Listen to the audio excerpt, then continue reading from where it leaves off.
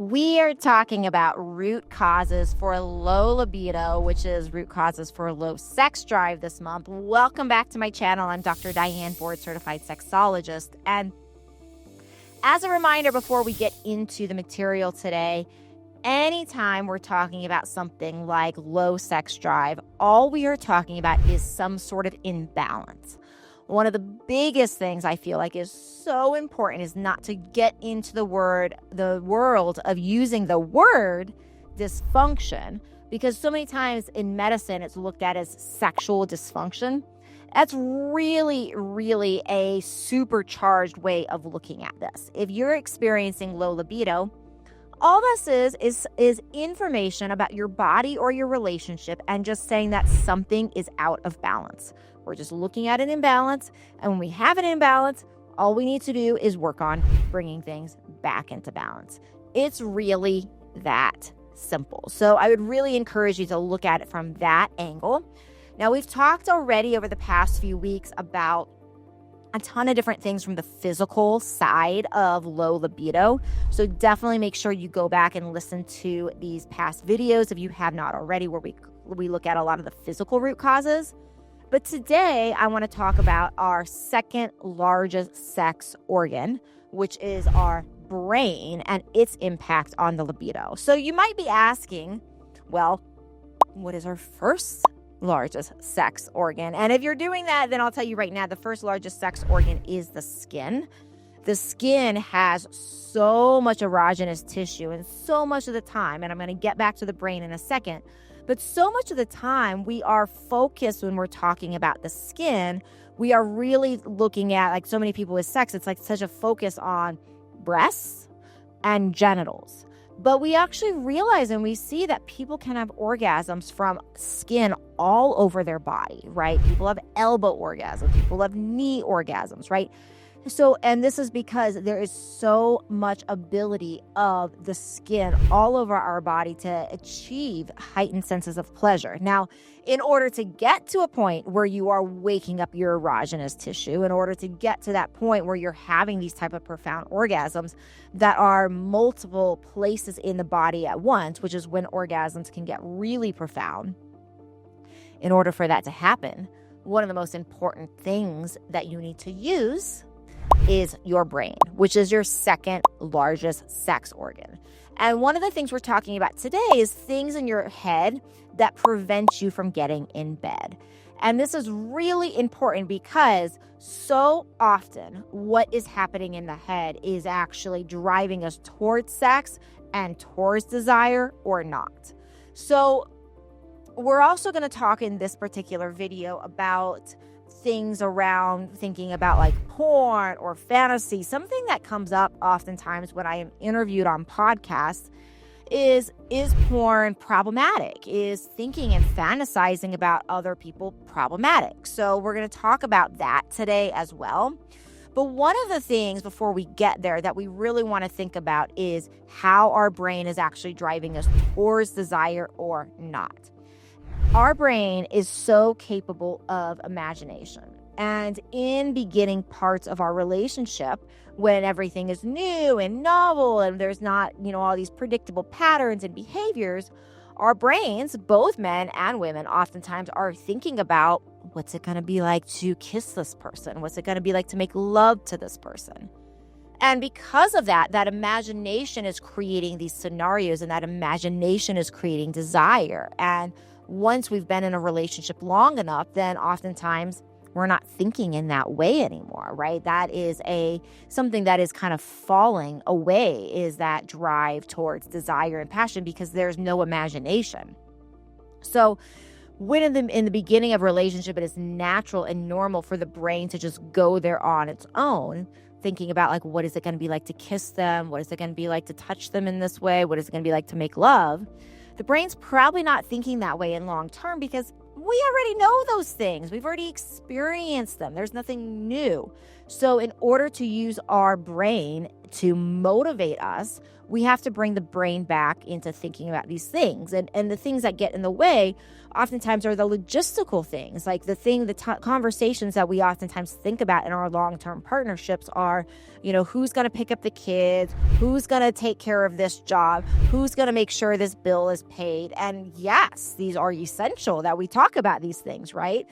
But when we are left to the own devices of our brain without interrupting it, then we tend to just repeat the same day after the same day. So if we say, hey, I want to be more passionate with my partner, I want to be more passionate with my wife, I want to be more passionate with my husband, but we wake up every day and we maybe have that thought, but we think the same thoughts in the morning, we take the same actions, we go through the same steps over and over again, guess what? We are going to get the same results. So we have to actually interrupt that pattern, and just having the thought of, hey, I'm going to bring more passion back into my relationship, I'm going to put attention here, is not enough to actually drive this. So it can be really helpful sometimes to do meditation or visualization, breath work type of exercises where you're just breathing and calming your mind, and you're thinking about, like, what does it actually look like? Like, if I am having a passion-filled relationship with my spouse, with my partner, and I'm 5, 10, 15, 20, 30, 40 years in, what does that actually feel like to have passion with this person at this point in time? And we need to get away with thinking it's going to be exactly the same thing as it was in the beginning. It probably won't be, but it can be something even better. But if we don't allow ourselves to actually start to feel what that is going to feel like, and to have a sense of, like, okay, well, what are my days going to look like if I'm going to start fantasizing about being with this person and fantasizing about maybe trying something novel, right? Bringing back that fantasy about your partner that you had in the beginning. So what would it be like to fantasize about something novel and new? What would your day be like if you allowed yourself a few minutes every day to think about that and to feel that in the body the way you did in the beginning? Right? What would that be like? And how in the current day would you create time and space for that? What decisions would you have to make differently? Because if we don't actually have a plan and using our head to actually drive us to making those day-to-day changes of how things feel, of different steps we take, we're literally going to end up having this idea of, like, let's have a more passion-filled life. But if we think the same things and choose the same behavior every day, we're not going to have a different life at all. So part of using the brain as a sex organ is actually to say, okay, well, what do I want? What does passion actually feel like in my relationship? Right? What does that feel like? And in order to do so, what actually things like do I do differently? What action steps do I take? Which ways do my brain think throughout the day? How do I remember to make my brain think in these different ways? And oftentimes we do that by cultivating a few minutes every day to say, I'm going to put my work aside, I'm going to put my phone down, I'm going to stop scrolling, and I'm actually going to take a few minutes to think about this person in my life that is beautiful, that is sexy, that I want to try these new things with, or go back to that thing that we haven't tried for 10 years. I'm actually going to allow those feelings to enter my body so that I allow desire to enter my body again. And that is how we begin to use our head and our brain to create the sex life. We actually have to not just think about, hey, I'm listening to this channel, I've been following this podcast, I want to have a more passion-filled life. But we actually have to actually become more passion-filled people. And we have to think in the way that we would if we were passionate. And do that, of course, while we're still taking care of the logistics of our day-to-day activities. Now, when we are thinking about, having more full body types of orgasms, right, that is going to also be related to the brain. So the more we can be in the body and feel into the pleasure of the sensations and actually begin to waken up our body, like so many times when we go into sex for both women and men, it's so quick that we go into that sexual script and we do the same things over and over again. And then, we have the grand finale, the climax, and it's over. But what if part of becoming multi-orgasmic, and you can become multi-orgasmic both as a woman or a man, And part of being able to do this is actually to take a step back and say, okay, well, what is it like if we just like spend time just like sensually touching the skin and awakening the skin and breathing into that and feeling into the pleasure of that? What if we spend more time on the thighs? What if we spend more time on the butt? What if we spend more time on the side body, the arms, the neck?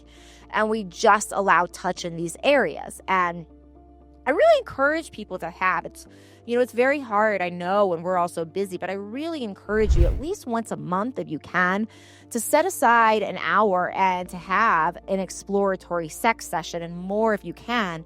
But in an exploratory sex session, you're not looking for a climax. Like, that's not the objective to get someplace. Like, at the end, if you do, great. But the idea is to say, hey, we're taking climax off the table, and we're just actually saying, okay, now we're going to explore this body part and see what that does. See if I touch you in this way. See if I spend a lot of time on your thigh, on your arm, on your neck. If I touch you slowly, if I kiss, if I lick, if I bite, if I do these other things, what happens to this area? And it's important that the receiver is present to this, because this exploratory sex learning situation is not going to get anywhere if we have one person trying and the other person's checked out thinking about the kids, the list, etc. So we need both people to come and equal participants or be equal participants. But when you're doing that, that is how we can use your head to focus on your skin, your biggest sex organ, to wake up these tissues to more pleasure. And in doing so, that is part of how you can begin to become multi-orgasmic, as you allow the erogenous tissue and the erotic tissue around the body to actually play in the game, versus just focusing on the erogenous zones of the genitals and or the breasts, which is usually how things are done.